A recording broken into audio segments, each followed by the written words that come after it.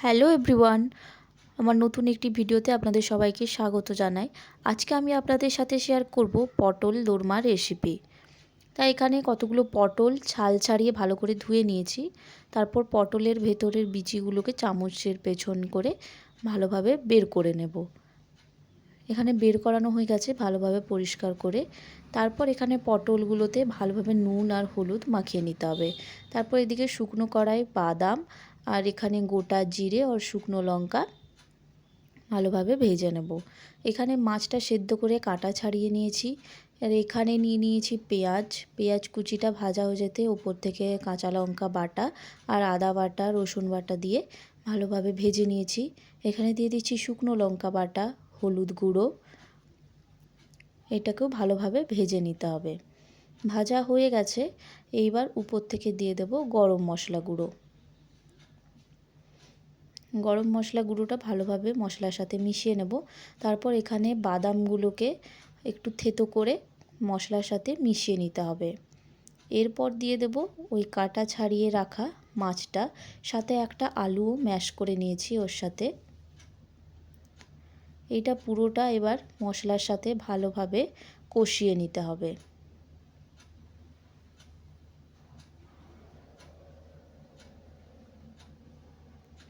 ভালোভাবে মশলার সাথে এটা কষানো হয়ে গেছে। এখানে পুরটা রেডি হয়ে গেছে। আমি পটলগুলোকেও হালকা একটু তেলে ভেজে নিয়েছি। এবার পুরটা ভালোভাবে ভেতর অবধি ভরে নিতে হবে। এভাবে চামচের পেছনে করে একটু ভেতর অবধিও দিয়ে দিতে হবে। পুরটা ভরা হয়ে গেছে। এখানে কড়াইতে তেলও গরম হয়ে গেছে, তাই পেঁয়াজটা ভাজতে দিয়ে দিলাম। এখানে নিয়ে নিয়েছিলাম কাজু বাদাম আর পোস্ত বাটা। পেঁয়াজটা ভাজা হয়ে এসেছে, এবার দিয়ে দেবো আদা রসুনের পেস্ট। আদা রসুনটা ভালোভাবে ভেজে নিতে হবে। তারপর এখানে দিয়ে দিয়েছি শুকনো লঙ্কা বাটা, হলুদ গুঁড়ো, ধনে গুঁড়ো, জিরে গুঁড়ো। এটা ভালোভাবে এবার ভেজে নেব। ভাজা ভাজা হয়ে গেছে, এইবার দিয়ে দেব কাজু বাদাম আর পোস্ত বাটাটা।